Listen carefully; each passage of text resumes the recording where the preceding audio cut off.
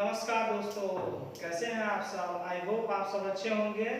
मैं Sandeep Kumar, chemistry teacher, science progress की तरफ से आपको हार्दिक शुभ मनोकामना। देखिए, दरअसल बात यह है कि हमने जो भी YouTube पर अपना वीडियो बनाया हुआ है वह वीडियो 10th क्लास का है। तो पहले हम आपसे ये कहना चाहेंगे कि प्लीज़ आप चैनल को सब्सक्राइब कर लीजिए और बेल आइकन बटन को दबा दीजिए ताकि मेरा हर एक नोटिफिकेशन आप तक पहुंच जाए और वीडियो को शुरू से अंत तक देखिएगा। और जो भी बच्चे नए हैं उनसे रिक्वेस्ट ये है कि पहले साइंस प्रोग्रेस कोचिंग को अपने YouTube पर या गूगल पर सर्च करें और सर्च करने के बाद से उसका लेक्चर 1 लेक्चर 2 देखिए, तब आप तीसरे लेक्चर पे आइए। ये तीसरा लेक्चर है, आप देख सकते हैं। तो सबसे बड़ी बात ये है कि हम लोग जो क्लास चला रहे हैं वो 10th क्लास के लिए है और विषय है केमिस्ट्री। और आप देख सकते हैं लेसन होगा 1।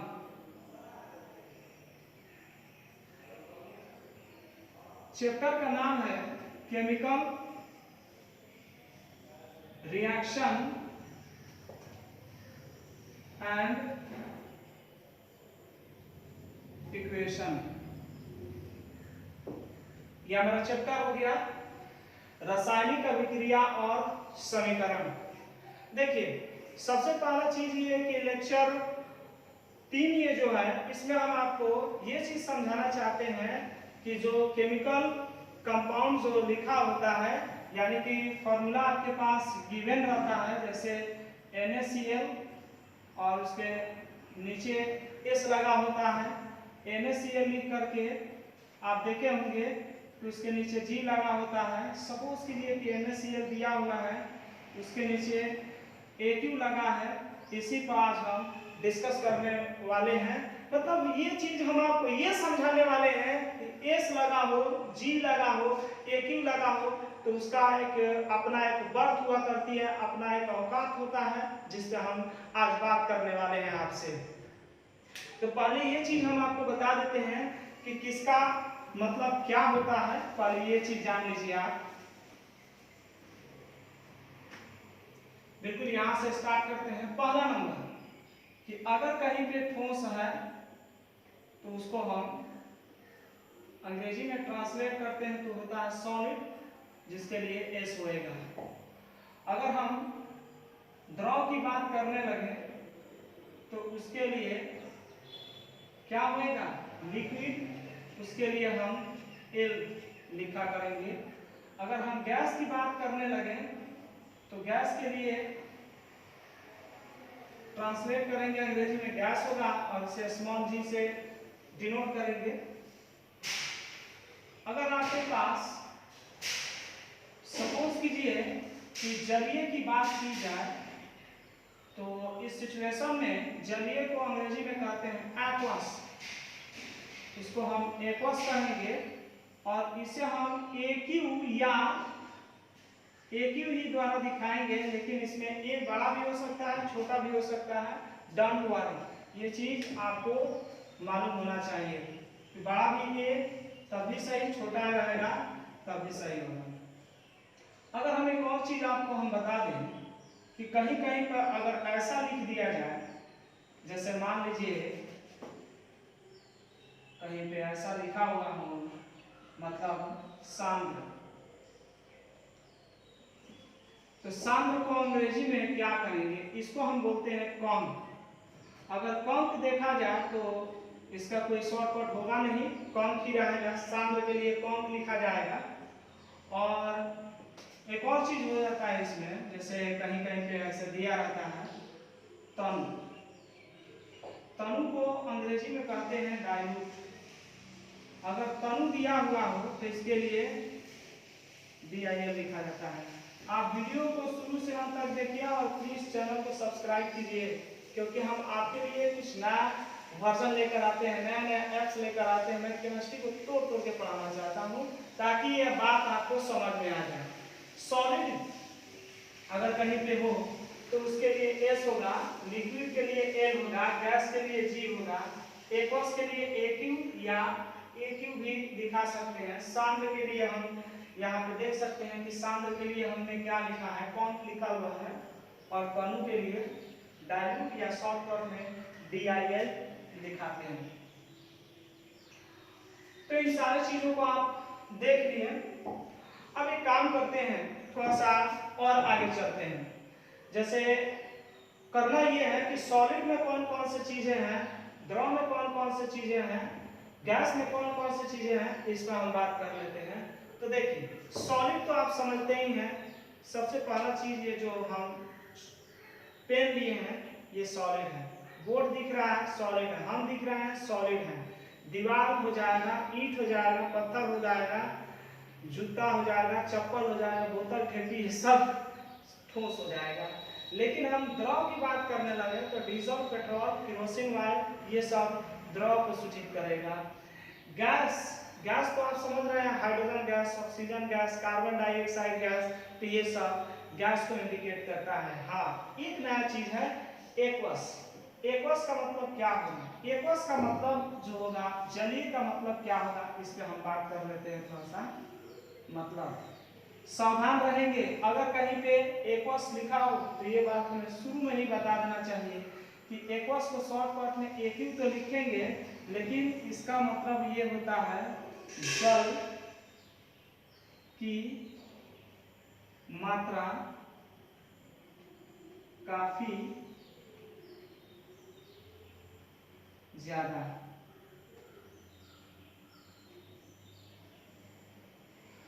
हाँ, अगर सांद्र की बात करने लगे तो सांद्र की मतलब होता है जल का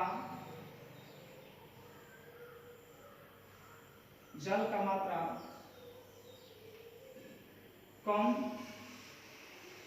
होगा, जल का मात्रा कम होगा।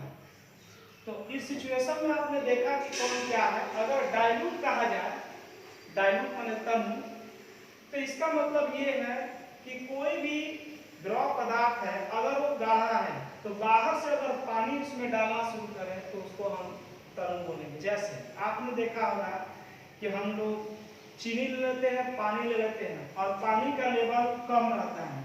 सपोज कीजिए कि पानी हम एक वेसल में लिए हैं, एक बर्तन में लिए हैं, इसको वेसल बोला जाएगा, वेसल। इस वेसल में हमने पानी को लिया हुआ है और ये पानी जो है कितना लीटर है, 1 लीटर पानी है इसमें। 1 लीटर क्या है, पानी।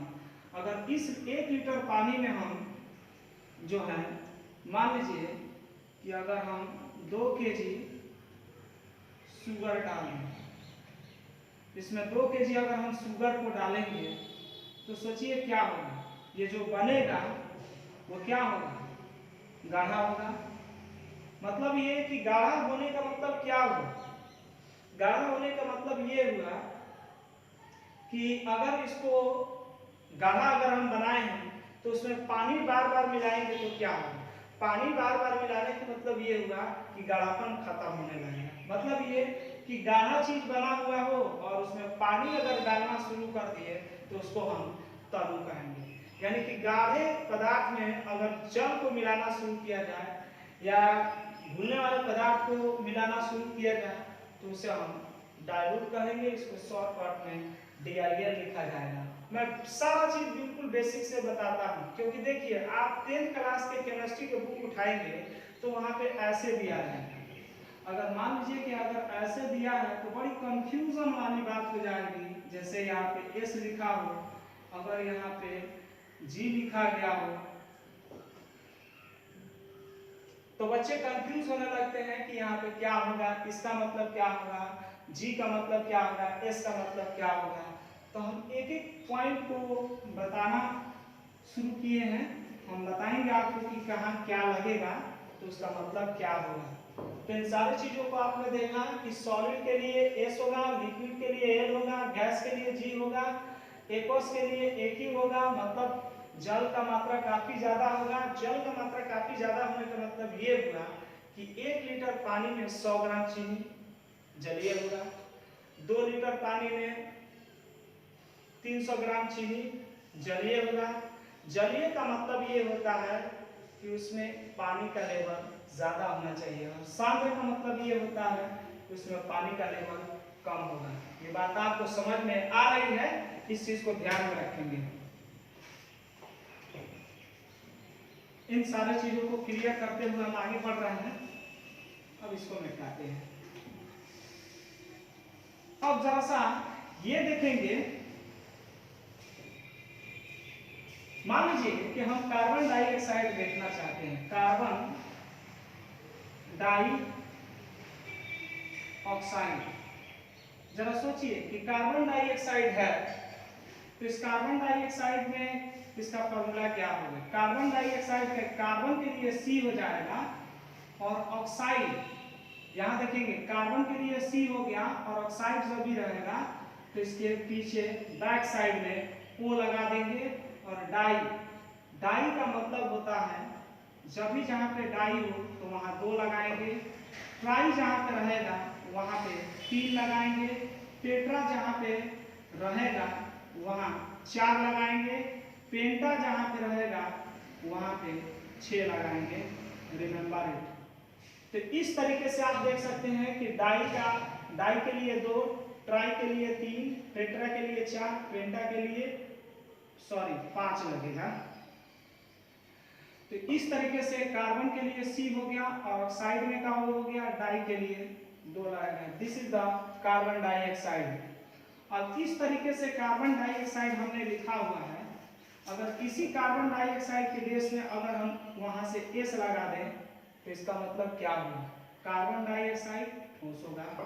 अगर इसी कार्बन डाइऑक्साइड को लिख करके अगर हम N लगा दिए तो कार्बन डाइऑक्साइड द्रव होगा। अगर इसी तरह से कार्बन डाइऑक्साइड को लिख करके हम G लगा दिए तो कार्बन डाइऑक्साइड गैस के रूप में होगा। अगर इसी तरह से कार्बन डाइऑक्साइड CO2 लिखकर अगर हम AQ लगा दिए तो एक्वस होंगे, जलीय होंगे, मतलब इसमें जल की मात्रा ज्यादा होगी। एक्वस का मतलब ये होता है कि उसमें पानी ज्यादा होगा। अगर हम कार्बन डाइऑक्साइड लिख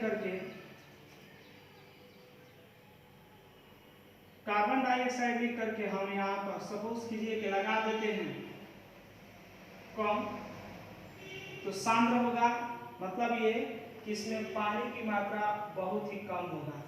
तो इसी तरीके से अगर हम सोचिए, इसको मिटा देते हैं, अगर हम CO2 लिख करके DIL लिखकर घेरा लगा देते हैं तो इसका मतलब क्या होगा? तो इसका मतलब होगा कि यह जो बना हुआ है कार्बन डाइऑक्साइड डाइल्यूट के रूप में है। तो आपने देखा कि किस तरह से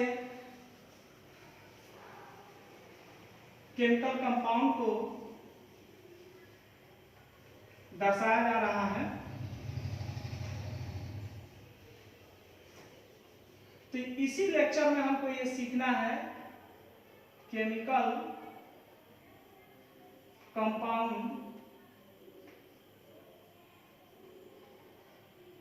का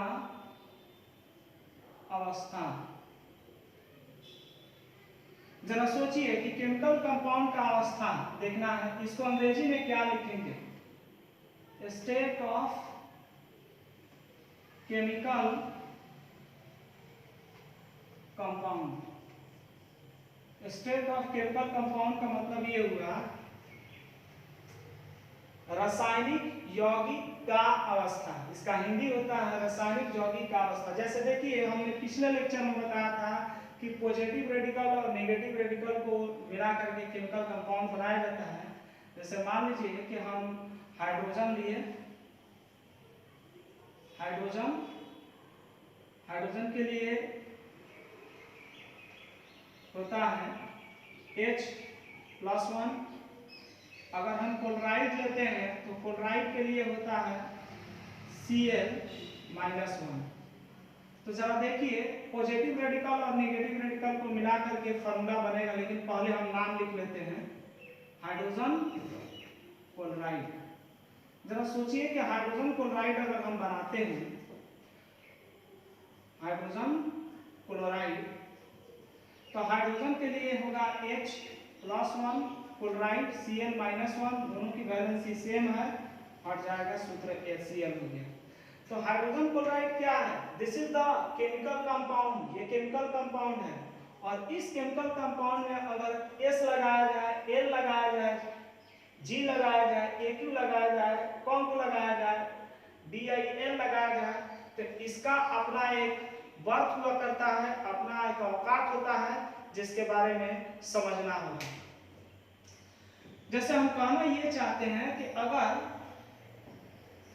इसको हम हटा देते हैं, अगर सोचिए कि अगर हम इसको यहाँ लिखते हैं HCl, अगर HCl लिख करके इसमें हम S लगा दें तो इसका मीन क्या होगा? इसका मतलब ये हुआ कि हाइड्रोजन क्लोराइड सॉलिड है। अगर हम HCl लिख करके L लगा दिए तो इसका मतलब क्या हुआ कि हाइड्रोजन क्लोराइड लिक्विड है।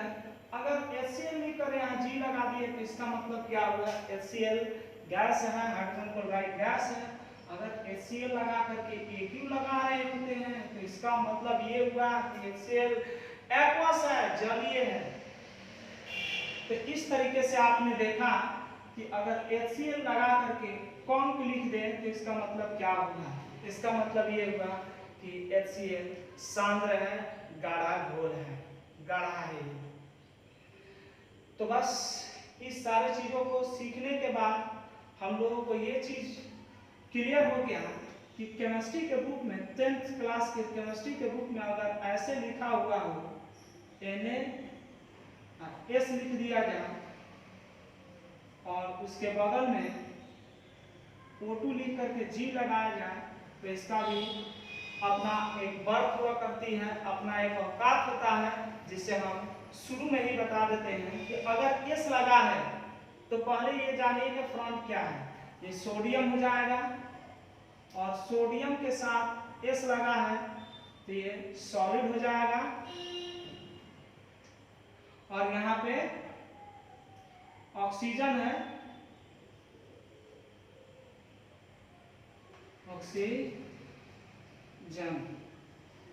और G लगा है तो इसका मतलब गैस हो जाएगा। अब यहाँ पे सोडियम ऑक्साइड बनेगा, सोडियम ऑक्साइड, और यहाँ S लगा दिए तो ये सॉलिड हो जाएगा।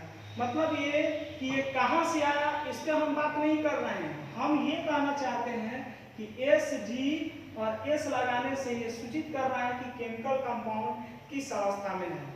तो बस आज के लेक्चर में हम यहीं पे समाप्त करते हैं और मैं आपसे ये कहना चाहता हूँ कि प्लीज़ ये वीडियो आपको कैसा लगा कमेंट बॉक्स में लिख करके बताएंगे और चैनल को सब्सक्राइब कर लेंगे और बेल आइकन को दबाना ना भूलेंगे, क्योंकि देखिए हम और आप एक परिवार से जुड़े हुए हैं। क्रिकेट के मैदान में अगर कोई प्लेयर या कोई भी खिलाड़ी, सचिन तेंदुलकर या कोई भी हो, अगर वो चौके छक्के की बौछार करता है तो तालियों का स्वागत होता है। इसका मतलब ये हुआ कि खिलाड़ी को प्रोत्साहित किया जा रहा है कि और अच्छा खेले। तो प्लीज़ आप चैनल को सब्सक्राइब कर लीजिए और हमें आपसे जुड़ने का हक दीजिए और ज़्यादा से ज़्यादा शेयर कीजिए। अब एक नए वीडियो के साथ हम आएंगे, आपके साथ लेकर हम आपके साथ आएंगे नए वीडियो के साथ, जिसमें हम आपको ये चीज़ बताएंगे कि केमिकल रिएक्शन में क्या क्या चीज़ें यूज़ होता है और केमिकल रिएक्शन कैसे होता है, इस पर हम बात करेंगे। तो प्लीज़ आपसे ये बात हम कह देना चाहते हैं, घर पे रहिए, सुरक्षित रहिए, कोरोना वायरस से बचे रहिए। जय हिंद।